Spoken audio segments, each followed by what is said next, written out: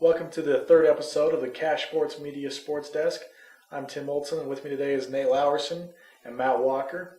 And we're here to talk about some athletics around the Valley as well as around the nation. We'll start off again with Aggie basketball. Finally finished their season last week with a loss to Mercer in the championship game of the CIT tournament.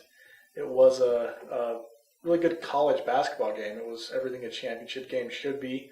Tough loss for the Aggies, and kind of similar to their season, really. They started off slow in the first half, struggled, couldn't find the shots, looked a lot like the team that we had seen lose some interesting games this year, like to Texas A&M, Corpus Christi, and Pacific, and some of those teams. And they just didn't seem to quite have it.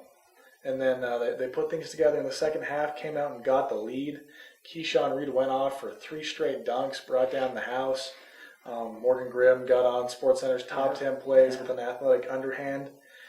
Preston Midland hit a late 3 to give us a chance, and then Brock Keith Payne missed a shot at the buzzer that would have tied it. Again, a tough loss, but overall I think the tournament was a great end to the season that at one point was 14-14. I think it's a good parallel you draw about that game being similar to their season.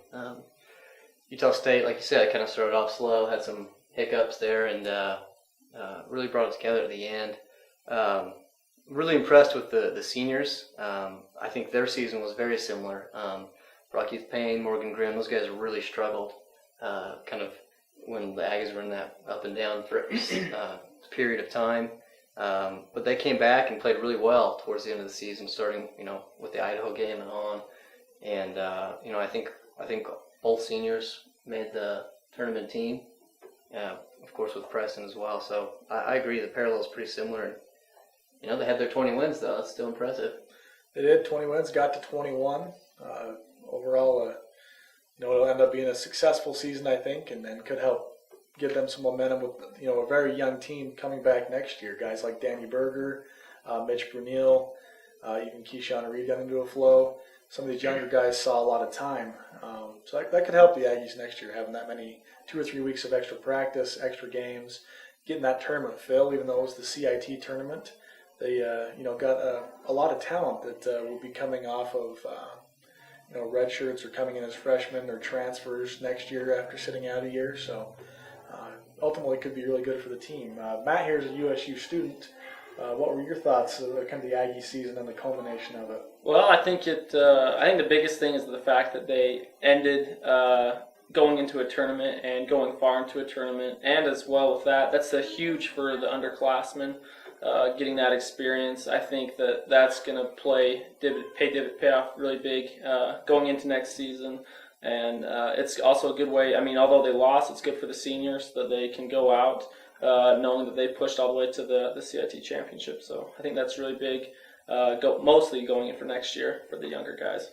Yeah, hopefully the taste of this postseason play I hope they're not satisfied with the tournament they played in. I hope that they shoot for more, and they know what it's like to win in the postseason. And you talk about Preston Medlin. That guy played out of his mind towards the second half of the season, and he was actually picked as our Lasting Engraving Athlete of the Week with his 26 points and 8 rebounds per game in those 2 tournament games, beating out some pretty stiff competition like Carly Karchner and Spencer Parkinson and Jared Lambert. But I think it was duly won. So thanks for voting in the Athlete of the Week poll. You guys can do that every week on cashsportsmedia.com. That really is just goes to show how great Preston was during those 2 games that we had him nominated for, because we have a pretty big following of high school, geared towards the high school crowd here in the Valley, and they've pretty much dominated our Athlete of the Week polls with similar performances by USU athletes up there. But he was pretty much out of his mind there for a couple of games, and I think that reflected in the voting, and everybody recognized that. So props to him. That takes us into our next topic of conversation, which for this week we're going to go with the Cash Box Invitational, the big track meet. It was a 2-day event held up at Utah State University with all 3 track teams here in the Valley, track and field teams, as well as Box Elder, West Side, and I think maybe a couple others. Skyview ended up winning the overall title in the event, but like the Mountain Crest girls took first place in the girls, and some overall athletes that stood out. First off, we have the MVP of the event, which was Tyler Roberts from Skyview, took first place in the 1800 meter and the 1600 meter run. So anytime you have a big event like this and can come away with the MVP, that's props to you for being able to bring that in. Thoughts from you guys? Well, I think it's Cashbox is always really competitive. Got to shout out to my box L that they took second. But I think it's it's really big for the Valley schools, for Skyview to come away with that win. That's really big for them. Whereas it's really competitive in the region. Yeah, I think they won by like 22 points or so. It's kind of a good way to springboard, like you said, and it's a competitive region that hopefully they can push forward and keep going on. Hopefully it stays competitive. Hopefully these other teams kind of want some revenge a little as the season goes on. Yeah, track and field is always fun in this valley. As a former track runner at Skyview, I'm familiar with the cash box and how tight competition is in the region. So it's just I remember what a big event that was and how great it was to get out there and run and kind of judge yourself fairly early in the season and see where you were. We had a couple other performers in the Valley turn in some great performances. Carly Karchner, who of course had a great basketball season, and we talked about her already in one of our videos for her track performances, and again she turned it in well, turned in another great performance against multiple teams this time and some stiffer competition, and she still came away with first in the 100 meter and the long jump and second place in the high jump. And from the recap that we had, it sounds like her coach didn't think that she even had a great day in the high jump, that she can do better. So I was thinking she should have taken first in that one as well. Yeah, Coach Thomas expects exceptions there, so that's kind of funny. And then out of Logan, we had Riley West, who's a junior, take first in the 100 meter dash for the boys, which is always a tightly contested battle and one of the more watched races. So. Yeah, that's really something for a junior to come out and take first. That's really, I think, really says a lot for him. And that's 100. It's like the most, people really love that race. One of the most exciting races there is in track. And for a junior like Riley to come out and win that, I think that's a pretty big statement. All right, and for our final topic today, we're just going to leave you all with some parting thoughts, parting shots. I'm going to go ahead and look ahead to the national scene. One of my favorite events in all of sports is coming up this week, and that's not the national title game, which is tonight, which is a great event.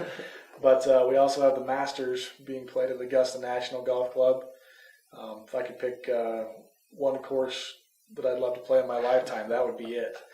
And it's the performance that Tiger Woods put on there, I believe, in '97 when he shot like a 21 under or 17 under, I don't know, but he destroyed the course, destroyed the field, and then really cemented himself on what he would become.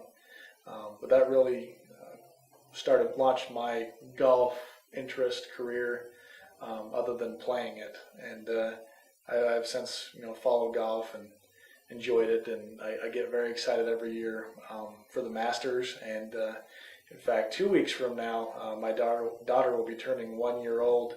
And I joked last year, right before she was born, I told her that she needed to come out. It was time to come out, so she could be born during the Masters, and we could have a big celebration every year. Didn't quite work out that way, but I'm definitely excited about the Masters this week. Glad that Tiger's back on the winning track. It just makes it that much more intense and more interesting, and should be a fun time.